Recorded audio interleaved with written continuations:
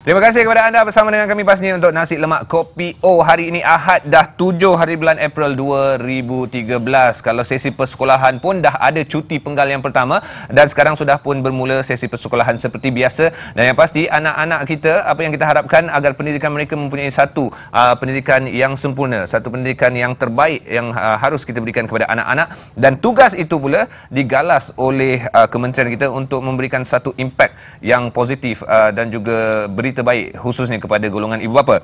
Ini bermakna 100 hari pencapaian inisiatif Pelan Pembangunan Pendidikan. Ibu bapa, penjaga dan juga anak-anak murid sendiri, kita perlu tahu apakah itu sebenarnya inisiatif Pelan Pembangunan Pendidikan. Hari ini kita bersama dengan Dr. Hayati Ismail, pengurus projek pencapaian dan hala tuju pendidikan Kementerian Pelajaran Malaysia. Assalamualaikum Dr.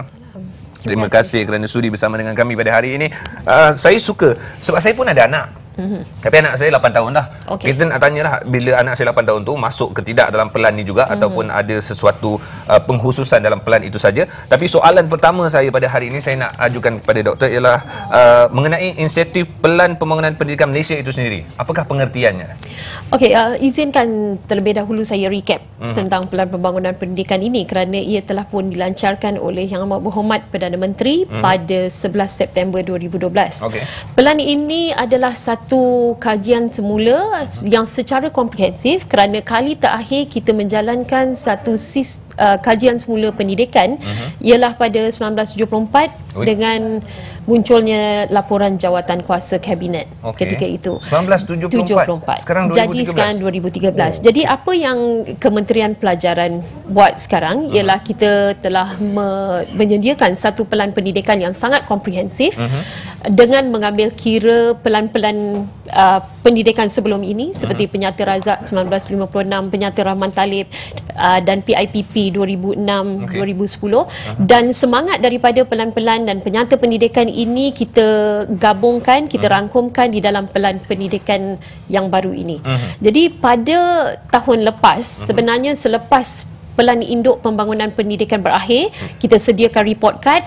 Daripada situ kita sudah mula mengorak langkah untuk membina satu pelan strategik secara keseluruhan, secara komprehensif untuk menambah baik kualiti pendidikan di negara kita. Jadi target utama bila kita mengadakan pelan ini selama 13 tahun, kita merangka satu pelan jangka panjang. Kenapa 13 tahun? Kerana itu adalah satu complete cycle untuk pendidikan anak-anak. Kalau budak tu masuk prasekolah sampai habis form 5 dalam jangka masa 13 tahun. Jadi pelan ini adalah satu pelan komprehensif kerana buat julung kalinya kita mengambil kira pandangan rakyat terlebih dahulu sebelum kita merangka sesuatu pelan strategik dan operasi ini.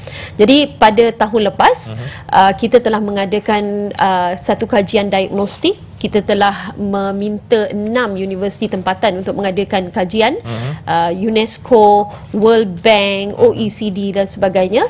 Dan kemudian kita pada bulan April sehingga bulan Julai kita telah mengadakan public engagement. Iaitu kita telah pergi ke 16 lokasi di 14 negeri. Kita telah mengadakan persidangan meja bulat, kita dah mendapat maklum balas daripada blog, Twitter, Facebook dan newspaper. Dan ini yang kita rangkumkan dengan 7,000 syur daripada pakar-pakar pendidikan 28 juta di luar sana tu. Jadi kita rangkumkan di dalam satu Pelan Pembangunan Pendidikan Malaysia 2013 hingga 2025. Maknanya hasilnya sekarang ialah Pelan Pembangunan Pendidikan Malaysia yang terkini inilah.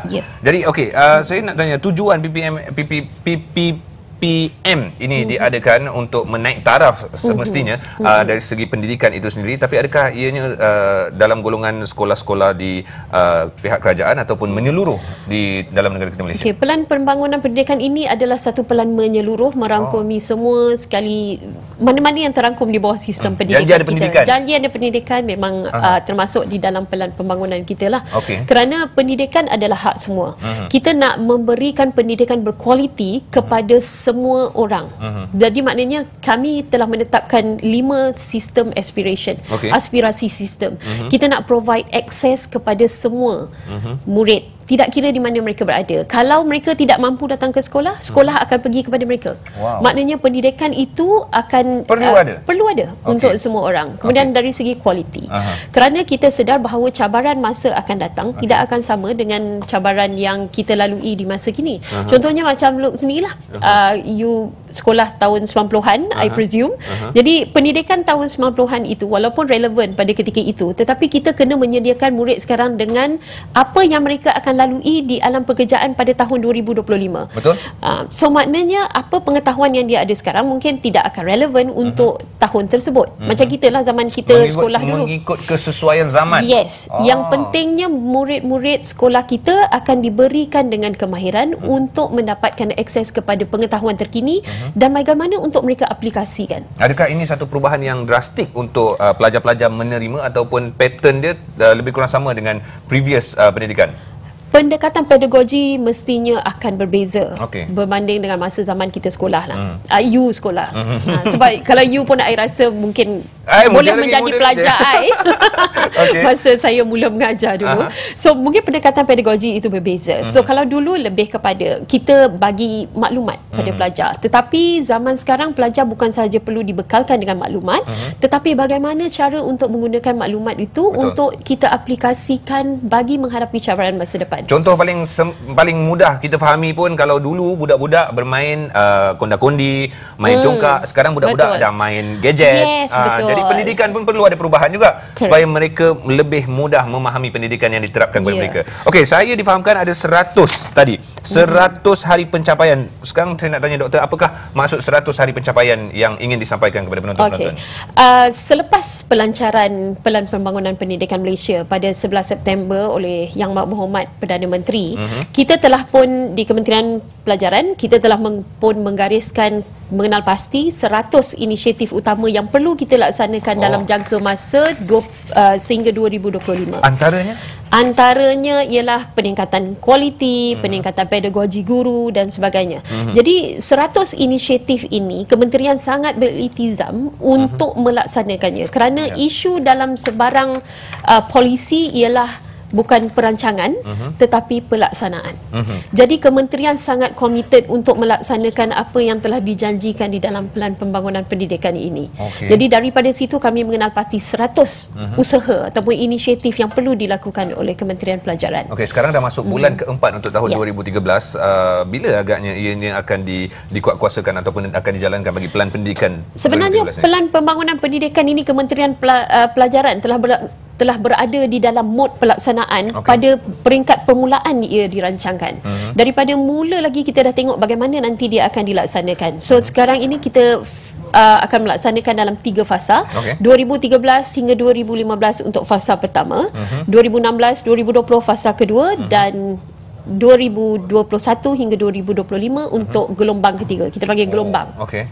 Because it all happens in waves. Jadi ibu bapa khususnya tak perlu rasa bimbang lah, sebab 13 tahun sebenarnya mereka telah pun ataupun Kementerian Pendidikan sendiri telah pun mengenal pasti apakah yang perlu ada bagi pembangunan pendidikan Malaysia ini. Dan sekarang mungkin doktor, itu kata-kata saya sebagai orang yang bukan mahir dalam dari segi Kementerian Pendidikan, doktor sendiri kepada ibu bapa yang mungkin ada timbul rasa keraguan, kerisauan terhadap dasar pendidikan anak-anak mereka, sekarang apa yang ingin doktor katakan kepada mereka? Satu, kalau kita, sebenarnya saya sendiri ada 5 orang anak yang sedang melalui persekolahan dan anak bongsu saya memang akan melalui 13 tahun ini. Semua? Ya, semua. Semua 5 orang itu. Jadi kalau kita tengok Pelan Pembangunan Pendidikan ini, ibu bapa tidak perlu risau kerana ini adalah satu pelan strategik dan operasi bukan jangka pendek sahaja tetapi jangka panjang. Kerana kita ingin melihat negara kita sebaris dengan sistem pendidikan terbaik di dunia tetapi masih lagi mengekalkan nilai-nilai setempat. Contohnya macam Hafiz tadi, saya percaya dia baru saja meninggalkan alam persekolahan. Kita nakkan pelajar yang macam tu, yang ada kualiti, yang betul berbakat dalam bidang seni tapi sangat memegang kepada nilai tempatan. Kalau tengok Hafiz, karakter dia, he's very humble.